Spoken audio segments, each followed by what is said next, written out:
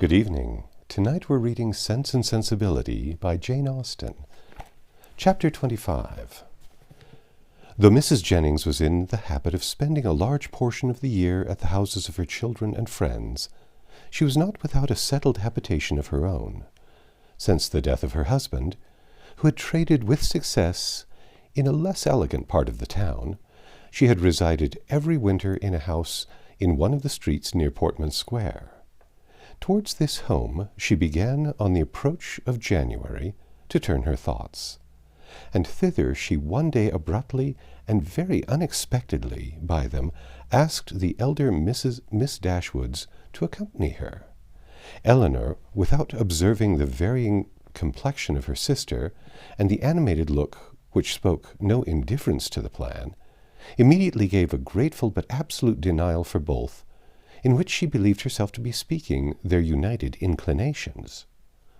The reason alleged was their determined resolution of not leaving their mother at that time of year.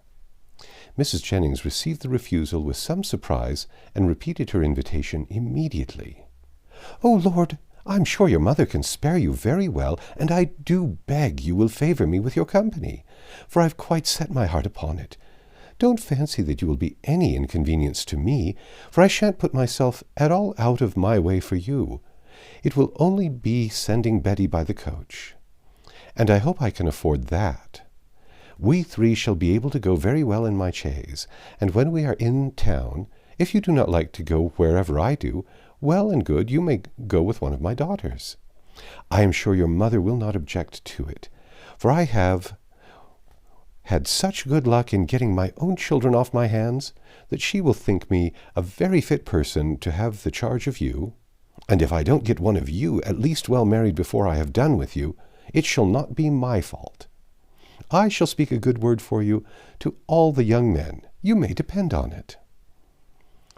"I have a notion," said Sir John, "that Miss Marianne would not object to such a scheme if her elder sister would come into it. It is very hard indeed that she should not have a little pleasure, because Miss Dashwood does not wish it. So I would advise you two to set off for town when you are tired of Barton, without saying a word to Miss Dashwood about it." "Nay," cried Mrs. Jennings, "I am sure I shall be monstrous glad of Miss Marianne's company, whether Miss Dashwood will go or not. Only the more the merrier, say I, and I thought it would be more comfortable for them to be together, because if they got tired of me, they might talk to one another, and laugh at my odd ways behind my back. But one or the other, if not both of them, I must have. Lord bless me, how do you think I can live, porking by myself? If I, who have been always used till this winter to have Charlotte with me. Come, Miss Marianne, let us strike hands upon the bargain, and if Miss Dashwood will change her mind by and by, why, so much the better." "Thank you, ma'am, sincerely thank you," said Marianne with warmth. "Your invitation has ensured my gratitude forever, and it would give me much happiness, yes, almost the greatest happiness I am capable of, to be able to accept it. But my mother, my dearest, kindest mother, I feel the justice of what Elinor has urged, and if she were to be made less happy, less comfortable by her absence, oh, no, nothing should tempt me to leave her. It should not, must not be a struggle." Mrs. Jennings repeated her assurance that Mrs. Dashwood could spare them perfectly well, and Elinor, who now understood her sister, saw to what indifference to almost everything else she was carried by her eagerness to be with Willoughby again, who now understood her sister, made no further opposition to the plan, and merely referred it to her mother's decision, from whom, however, she scarcely expected to receive any support in her endeavour to prevent a visit which she could not approve of for Marianne, and which, on her own account, she had particular reasons to avoid. Whatever Marianne was desirous of, her mother would be eager to provide. She could not expect to influence the latter to cautiousness of conduct in an affair respecting which she had never been able to inspire her with distrust, and she dared not explain the motive of her own disinclination for going to London. That Marianne, fastidious as she was, thoroughly acquainted with Mrs. Jennings' manners, and invariably disgusted by them, should overlook every inconvenience of that kind, should disregard whatever must be wounding her irritable feelings, in her pursuit of one object, was such a proof, so strong, so full of the importance of that object to her, as Elinor, in spite of all that had passed, was not prepared to witness. On being informed of the invitation, Mrs. Dashwood, persuaded that such an excursion would be productive of much amusement to both her daughters, and perceiving through all her affectionate attention to herself how much the heart of Marianne was in it, could not hear of their declining the offer upon her account. Instead, insisting on both accepting it directly, and then began to foresee, with her usual cheerfulness, a variety of advantages that would accrue to them all from this separation. "I am delighted with the plan," she cried. "It is exactly what I could wish. Margaret and I shall be much benefited by it as yourselves. When you and the Middletons are gone, we shall go on quietly and happily together with our books and our music. You will find Margaret so improved when you come back again. I have a little plan of alteration for your bedrooms, too, which may now be performed without inconvenience to anyone. It is very right that you should go to town. I would have every young woman of your condition in life acquainted with the manners and amusements of London. You will be under the care of a motherly, good sort of woman, of whose kindness to you I can have no doubt.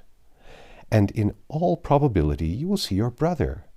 And whatever may be his faults or the faults of his wife, when I consider whose son he is, I cannot bear to have you so wholly estranged from each other." "Though, with your usual anxiety for our happiness," said Elinor, "you have been obviating every impediment to the present scheme which occurred to you, there is still one objection which, in my opinion, cannot be so easily removed." Marianne's countenance sank. "And that," said Mrs. Dashwood, "is my dear—" "And what," said Mrs. Dashwood, "is my dear, prudent Elinor going to suggest? What formidable obstacle is she now going to bring forward?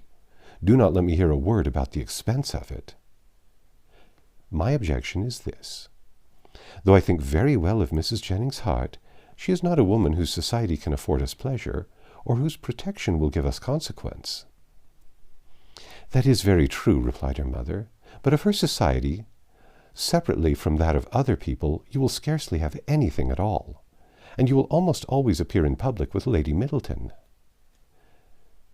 "If Elinor is frightened away by her dislike of Mrs. Jennings," said Marianne, "at least it need not prevent my accepting her invitation. I have no such scruples, and I am sure I could put up with every unpleasantness of that kind with very little effort."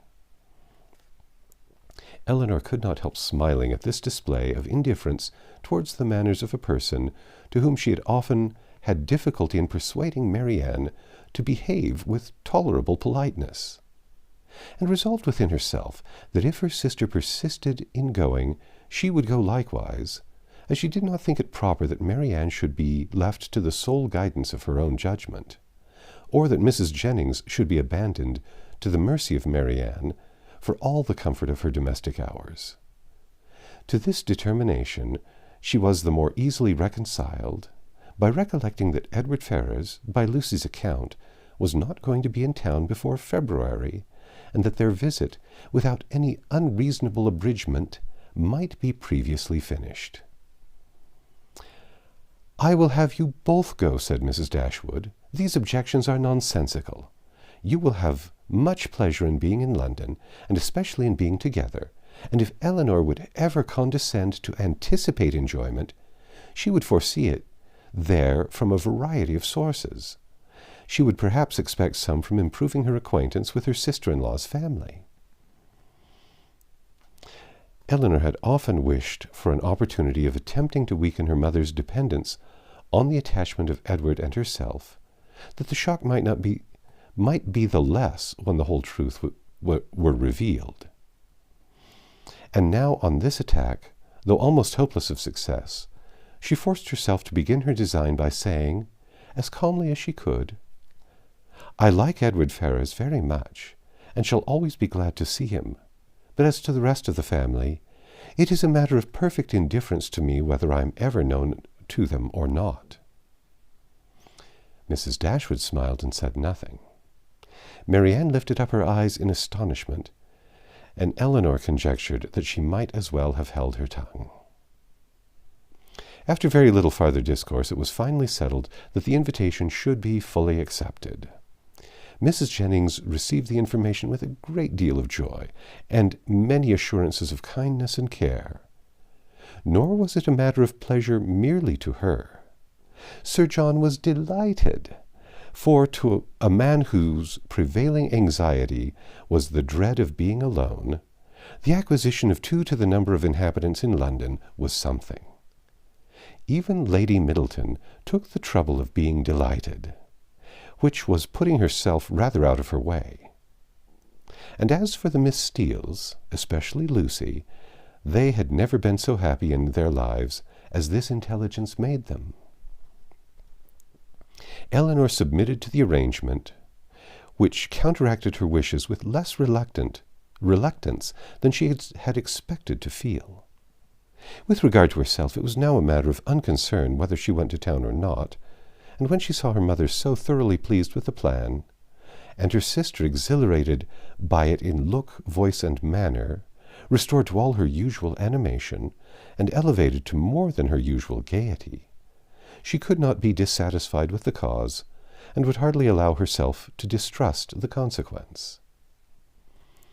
Marianne's joy was almost a degree beyond happiness, so great was the perturbation of her spirits and her impatience to be gone. Her unwillingness to quit her mother was her only restorative to calmness, and at the moment of parting her grief on that score was excessive. Her mother's affliction was hardly less, and Elinor was the only one of the 3 who seemed to consider the separation as anything short of eternal. Their departure took place in the first week in January. The Middletons were to follow in about a week. The Miss Steeles kept their station at the park, and were to quit only with the rest of the family. That's the end of chapter 25. Come back tomorrow, and we'll read chapter 26.